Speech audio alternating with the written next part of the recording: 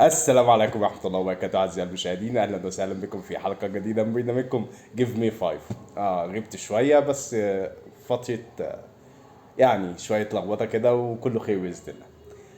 مبدئيا هنتكلم على مباراة الأهلي الودية مونتير اللي كانت من يومين، وهنتكلم عن كلام الزملكاوية اللي بيقول يعني ردنا على كابتن شوقي السعيد وكلام الزملكاوية وزيزو وكلام آه، خالد غندور. وهنتكلم عن الحالة المعنوية اللي جاي بيها وسام، طبعا وسام أبو علي وخروج فلسطين بعد تعادلها مع المنتخب الكويتي للأسف. ولا عمان، لا معلش عمان. تعادل، خرج بره التصفيات خلاص، ما وصلش تصفيات كاس عالم. والحالة النفسية اللي موجودة عند أسامة أبو علي. وآخر حاجة، هل المدرب هيعمل حاجة مع الأهلي في كاس العالم ولا لأ؟ هل الأهلي هيعمل حاجة في كاس العالم بالمستوى اللي احنا شفناه ده ولا لأ؟ والأهلي في احتياج شديد لمهاجم واتنين مدافعين لتاني مرة. قبل اي حاجه عايزين نصلي ونسلم على اشرف خلق الله سيدنا ونبينا محمد رسول الله عليه افضل الصلاه وازكى السلامات، ونبتدي ونقول بسم الله الرحمن الرحيم. اتفرجنا كلنا على المباراه بتاعت الاهلي ومونتير المكسيكي. شفنا قد ايه لسه التأقلم محتاج وقت كبير قوي، ماتشين على الاقل كمان. وكنت اتمنى ان الاهلي يلعب كمان مباراه وديه قبل مباراة يوم 14 او يوم 15 عشان تبقى الساعة 3 الفجر بأمر الرحمن. اتمنى ان اللعيبة تاخد على بعض، لسه في عدم انسجام باين قوي. اللي لفت نظري جدا حمدي فتحي، واللي كنت اتمنى ان هو نفسي ارجعه. حمدي فتحي تقيل قوي يا جدعان. هتقول لي عندي مروان عطيه وعندك اليو ديانج. حمدي فتحي اتقل من مروان عطيه. اليو ديانج لسه شويه، لسه في رهبه كوره، لسه ما خدش فتره المباراه. انا بالنسبه لي اليو ديانج يلعب مركز 6 مستريح قوي، بس لسه رجليه عقبال لما تاخد. وشفنا عدم الانسجام في ميس باص كتير من اللعيبه كتير قوي. والحد التاني اللي عجبني قوي تريزيجيه يا جدعان. ده بحس بريحه خطوره فعلا، وتريزيجيه هيقوم بن شرقي بزياده، هيخلي بن شرقي تقيل. بن شرقي يقرص على الكوره عشان يرجع لبن شرقي اللي احنا عارفينه. طب تريزيجيه ليه؟ عشان اخطر على المرمى، دايما بيلعب اتجاه المرمى. معلش يعني تريزيجيه لما كان في المنتخب كان هو اللي شايل المنتخب، مش صلاح خالص. صلاح بره ملوش مثيل حرفيا، وعامل انجازات ملهاش مثيل. لكن مع منتخب مصر لا، تريزيجيه شايل المنتخب على كتفه وبيجري بيه حرفيا يعني. فتريزيجيه لا، ما شاء الله ما شاء الله. الخطه اللي انا اتمناها، مصطفى العش فيه رهبه او غلط كتير قوي المباراه اللي فاتت. احمد رمضان بيكهام شويه، بس انا لسه ما زلت عندي راي مش مقتنع بيه بصراحه. هو بيطلع بالكوره وهادي وفي عدم رهبه، بس انا بالنسبه لي مش مقتنع بيه. ما هي بتبقى اراء يعني. حاسس رامي ربيعه اتنين. طيب ايه الخطه اللي انا بتكلم فيها؟ الشناوي هو عمل فرقتين، يعني هو لعب فرقتين الماتش اللي فات عشان يثبت، يشوف يدي للكل ويشوف مين افضل وايه الدنيا. انا بالنسبه لي بامر الرحمن الشناوي باذن الله. كريم الدبيس ما ينفعش، احمد نبيل كوكا او يحيى عطيه الله. يعني انا مش عارف المستغرب له ان هو ما اداش ليحيى عطيه الله الماتش اللي فات. ليه ادى نبيل كوكا في الشمال؟ مش عارف. هل خلاص انت رميت توبة يحيى عطيه الله ولا ايه بالظبط؟ لو كنت رميت توبته ليه خدته معاك كاس عالم؟ والدفاع هيبقى اشرف داري وهيبقى رمضان بيكهام. ما اتمناش، اتمنى مصطفى العش يعني. مصطفى العش، اشرف داري، وعلى اليمين محمد هاني. عشان عمر كمال اللياقه البدنيه مفيش يعني، لا في ثغرات من وراه مشكله. خط الوسط اليو ديانج او حمدي فتحي، وقصاده محمد علي بن رمضان اللي لسه برضو اللياقه البدنيه بتاعته صفر، لكن فنان فنان. كان برضو في غلطات، بس كل ده هيحصل مع اللعب، هيتدارك مع اللعب. وطبعا امام عاشور قصادهم بن شرقي عشان نخلي تريزيجيه الشوط الثاني او العكس. ويمين لازم زيزو وطاهر احتياطي ليه هو حسين. وقدام اسامه ابو علي اللي ان شاء الله هنحل المشكله بتاعت نفسيته دي باذن الله. طيب، التأقلم ايه النظام هياخد وقت زي ما احنا عارفين.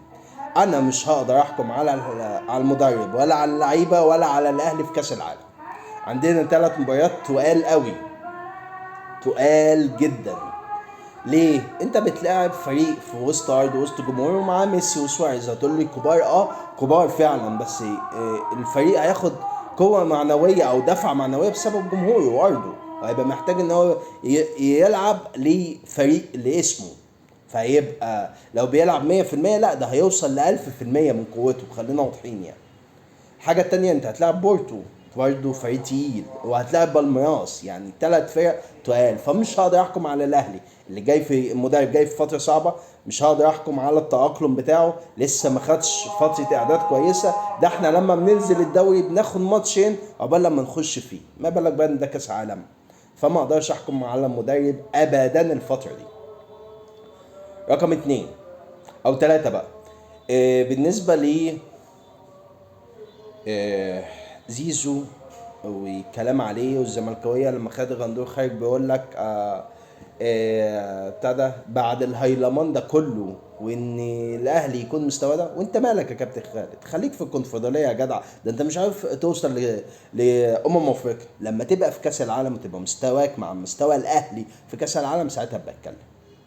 ما انت مش عارف توصل افريقيا، دوري ابطال افريقيا، جاي تكلمني على فريق في كاس العالم؟ خليك في فريقك والنبي، خليكوا في فريقكم. والله لو ركزتوا مع فريقكم بس، ممكن ترجعوا للمركز الثاني بدل بيراميدز اللي لسعكوا على قفاكوا وخدها منكم. والسؤال بقى، هل مباراة بيراميدز المباراة الأولى فوتها بيراميدز، المباراة الثانية فوتها الزمالك، بالنسبة لكأس الرابطة مين اللي هيكسب ومين اللي هيفوت؟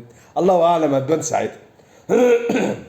عشان عارفين ان الزمالك وبيراميدز هيلعبوا بعض عشان بيراميدز بالكارت الذهبي، والزمالك عشان بطل الكاس، والاهلي هيلاعب بطل كاس الرابطه اذا كان البنك الاهلي او سيراميكا. طيب، برضو كابتن شاوي السيد اللي خارج بيقول لك الاهلي بيفكرني اللي بيلم بواقي زيت السمك، بواقي زيت الفراخ، وبواقي زيت مش عارف ايه. انت بالنسبه لك زيزو بواقي زيت سمك، بواقي من الزمالك؟ بقى زيزو اللي 70% من قوة الزمالك تعتمد على زيزو بواقي زيت السمك؟ بواقي الزمالك ازاي بقى؟ عايز افهمها دي. يعني اديني عقلك كده. الزمالك الزيزو اللي هو رابع نجم في الزمالك، اسطوره من اساطير الزمالك بالارقام مش بالكلام وخلاص، جاي تقول لي ان هو بواقي الزمالك؟ لا، جديده. جديده والله العظيم. يا عم روح اتكل على الله، كل واحد وليه عقل. ربنا يهدي. دول اساسا الواحد ما يردش عليهم. خلينا في فريقنا احنا، مالناش دعوه بالهبل اللي بيتقال ده، كل واحد وليه دماغه. طيب، خامس حاجة واللي هتكلم فيها، وهي الأهلي هيعمل إيه وإيه الأهلي محتاجه. نسينا نتكلم عن نقطة وسام طبعا تعادل وخرج، جاي وروحه المعنوية في الأرض حرفيا. لازم العامل النفسي يشتغل عليه المدرب والمدرب المساعد، ويكلموه خلاص بقى انت جاي فترة تانية، انسى المنتخب وانسى كل حاجة، ونركز بأمر الله في كأس العالم. عايزين نخرجه من الحالة اللي هو فيها، وبأمر الله مدرب قادر على كده ان شاء الله. طيب، الاهلي محتاج ايه؟ قلنا انا مش هقدر احكم على المدرب غير في الدوري وفي وكاس افريقيا، لان دلوقتي هو جاي في فتره صعبه جدا. لسه اللعيبه ما اتاقلمتش، لسه اللعيبه ما خدتش على بعض، ولسه ما خدوش على فكر المدرب. بس بامر الرحمن الاهلي هيعمل حاجه في كاس العالم بامر الله. مستبشر خير بالنقطه دي باذن الرحمن. يعني تكون اللعيبه خدت فتره اكتر، يعني المباراه الوديه بينت ثغرات كتير قوي، هو هيشتغل عليها اكيد. وان شاء الله مباراه تجيب مباراه باذن الله. ممكن اتمنى من الله ان احنا نصعد ان شاء الله دور 16. طيب، الاهلي محتاج ايه؟ لازم مهاجم محلي، لازم مهاجم محلي. شريف عندك اسامه فيصل. شريف انا بالنسبه لي اخد شريف يعني ابننا وعارف لعبنا كبير. لو انت مش عايز شريف خليها اسامه فيصل. لازم مهاجم محلي، لان احنا شفنا لما جريديشار وقع واسامه وعلي كان مع منتخب، لو في حد منهم اتصاب انت بتلعب مهاجم واحد بس، وده مش هينفع. ما فيش حد من الوينجات عندك بيعرف يلعب مهاجم، خلينا واضحين. فالاهلي لازم مهاجم، ولازم اول ما ترجع 2 دفاع. الفريق ده محتاج 2 دفاع. خلينا واضحين، احنا شفنا الغلطات عاملة ازاي. لازم دفاع، لازم دفاع، لازم دفاع. طيب، كانت حلقة بسيطة كده، واشوفكم في حلقات جديدة ان شاء الله.